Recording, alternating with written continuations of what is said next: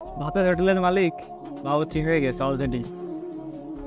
নতুন কিন্তু ভাতের হোটেলের মালিক চলে এসেছে। ভাতের হোটেলের মালিক কেন বাবুর্চি হয়েছে কত? কারণ তার কিন্তু অনেক দিক থেকে ইনকাম করা শুরু হয়ে গেছে। আগে ভাতের হোটেল থেকে কয় টাকা কামাতো, ইমো ফ্রিল্যান্সিং করে তার থেকে কিন্তু এখন বেশি টাকা কামাচ্ছে। তিনি ভাতের হোটেলের মালিক হঠাৎ বাবুর্চি হওয়ার মাধ্যমে কিন্তু একটা জিনিসের একটা প্রমাণ আছে, সেটা হচ্ছে কি ক্ষমতা কিন্তু চিরস্থায়ী না। কালকেও কিন্তু ভাতের হোটেলের মালিক ছিল, আজকে দেখতে দেখতে কিন্তু বাবুর্চি হয়ে গেছে। এটাই ক্ষমতা চিরস্থায়ী না। আজকে আপনার হাতে ক্ষমতা আছে, কালকে আপনার হাতে ক্ষমতা থাকবে না। এটা বাস্তব, ক্ষমতা থাকবে না, ক্ষমতা চিরস্থায়ী না, এটা পরিবর্তন হবেই হবে। সো আপনার হাতে যে ক্ষমতা থাকে, ক্ষমতাকে অপব্যবহার করেন না। গণতান্ত্রিক প্রজাতন্ত্রী সরকারের মূল শক্তি হচ্ছে জনগণ। সেই জনগণকে যদি ভালো না রাখেন, সেই ক্ষমতার অপব্যবহার করে যদি জনগণের উপরে প্রয়োগ করেন, একদিন না একদিন আপনার ক্ষমতা চলে যাবেই যাবে, এটা নিশ্চিত। আপনার ক্ষমতা চিরস্থায়ী না, ক্ষমতা চলে যাবেই। হয়তো দুনিয়ার বুকে আপনার যদি এই অপকর্মের কোনো শাস্তি জনগণ না দিতে পারে, একজন কিন্তু আছেন, তিনি কিন্তু সব কিছু দেখেন এবং অবশ্যই তিনি সব কিছু বিচার করবেন। এখানে মনে রাখতে হবে, ক্ষমতা চিরস্থায়ী না।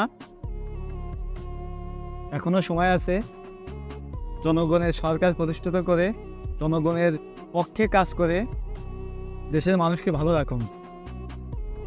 আজ আমাদের শিক্ষকরা, যারা আমাদের গুরুজন, তারাও আমরা রাস্তায় দেখতেছি এই পুলিশের, এই গুন্ডা বাহিনীর অত্যাচার। আমাদের শিক্ষক শিক্ষিকা, যারা আমাদের অভিভাবক, তারাও কিন্তু ভোগ করতেছে এই রাস্তায় ছাত্রদের সাথে, আমার ভাই বোনেদের সাথে।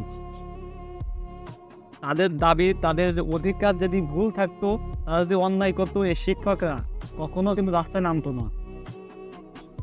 আপনাদের কাছে একটাই অনুরোধ, ক্ষমতার অপব্যবহার করেন না, ক্ষমতার অপব্যবহার করেন না, ক্ষমতার সুষ্ঠু ব্যবহার করে জনগণের সরকার প্রতিষ্ঠিত করুন।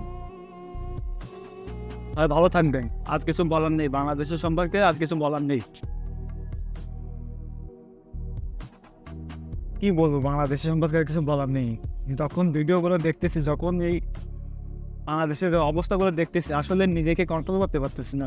বাংলাদেশ আসলে কী হচ্ছে? স্বাধীনতার 52 বছরের পরে এসেও আমরা কি আদৌ স্বাধীন? এই প্রশ্নটা কেন বারবার বুকের ভিতরে নাড়া দিয়ে উঠতেছে যে আসলে আমরা কি আদৌ স্বাধীন? 52 বছর পরে আমরা কেন এই প্রশ্ন কেন আমরা করবো? আমাদের তো আজকে কথা ছিল আমরা উন্নত প্রযুক্তি, বিশ্বের দিকে যারা উন্নত দেশ, তাদের সাথে আমরা প্রযুক্তিতে উন্নত হব। আমাদের ছেলেমেয়েরা, মেধাবী ছেলেমেয়েরা, তাদের সাথে প্রযুক্তিতে টক্কর দেবে, তাদের সাথে প্রযুক্তিতে তারা যদি একটা জিনিস বানায়, আমরা অন্য একটা জিনিস বানাবো। এটা আমাদের লক্ষ্য রাখা উচিত ছিল। কিন্তু বর্তমানে আমাদের স্বাধীন বাংলাদেশে আমাদের লক্ষ্যটা আসলে কোন দিকে চলে গেছে? আমি প্রত্যেক মোনাজাতে আমি মহান রব্বুল আলামিনের কাছে দোয়া করি, আল্লাহ সবার সঠিক বুঝ দান করুন। নিজের দেশকে ভালোবাসুন, নিজের দেশের উন্নয়নের কাজে এগিয়ে আসুন। নিজের পেটটা ছোট, কবরে যাওয়ার জন্য যে কাপড় পরানো হয়, সেখানে তো আর পকেট নেই। তাহলে এত সম্পদ, এত কিছু কী করতে হবে? কোনো কিছুই সাথে যাবে না ভাই। একদিন সবাইকে ছেড়ে, এই দুনিয়া ছেড়ে চলে যেতে হবে। আপনি কি দেখাতে পারবেন কোনো একটা মানুষের দুনিয়াতে এসে আজ কোনোদিন সে সেই মাবুদের কাছে, সেই সৃষ্টিকর্তার কাছে আর ফিরে যায়নি? এরকম কোনো কিছু কাউকে আপনি দেখাতে পারবেন?